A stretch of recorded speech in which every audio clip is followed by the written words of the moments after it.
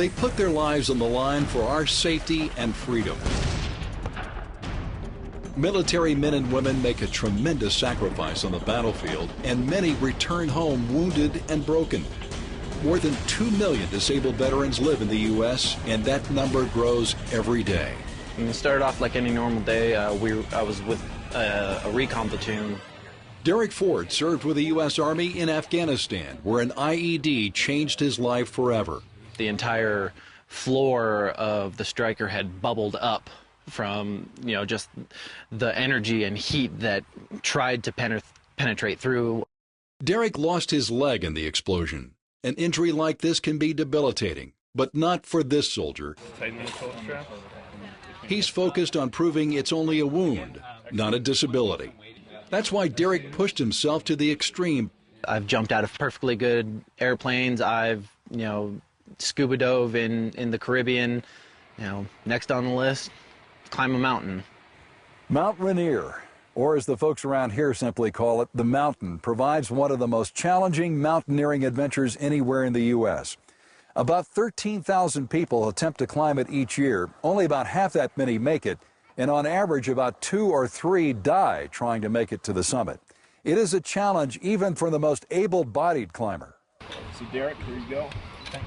2 other vets joined Derek in taking on this active volcano, including another amputee.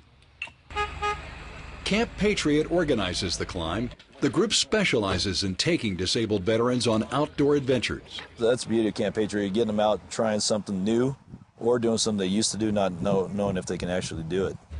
Micah Clark founded Camp Patriot. He's a veteran himself, whose strong Christian faith gives him a heart to help heal returning vets. Hopefully show them through our love and compassion that, 1, we're Christians, 2, we're patriotic Americans, and that somebody loves them and cares about them. And that's the base to start from, and then you can open the door to possibly witness to them.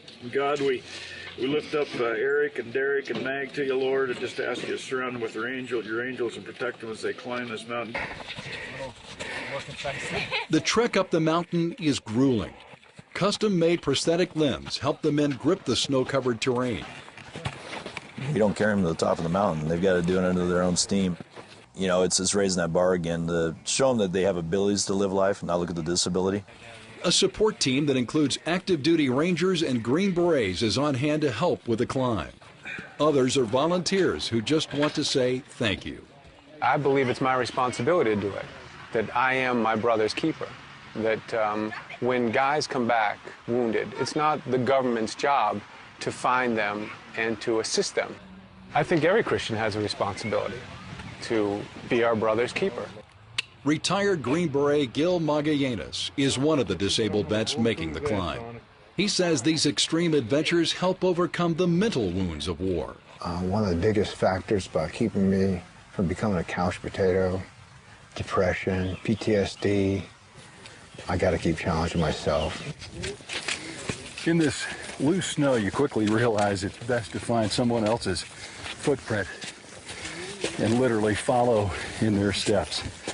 We're a little over an hour into the climb, and even though this is a fairly steep ascent here in loose snow, this is the easy part, we're told. The summit attempt is the most demanding section of the climb. The men must wear ropes and harnesses. Facing below freezing temperatures, the team navigates steep volcanic ridges, crosses over moving glaciers, all while fighting the high altitude for every breath of the thin air. The team eventually makes it to the top, 14,411 feet to the summit of Mount Rainier. These wounded American heroes beat the odds, reigniting their fighter instincts and proving to themselves that anything is possible.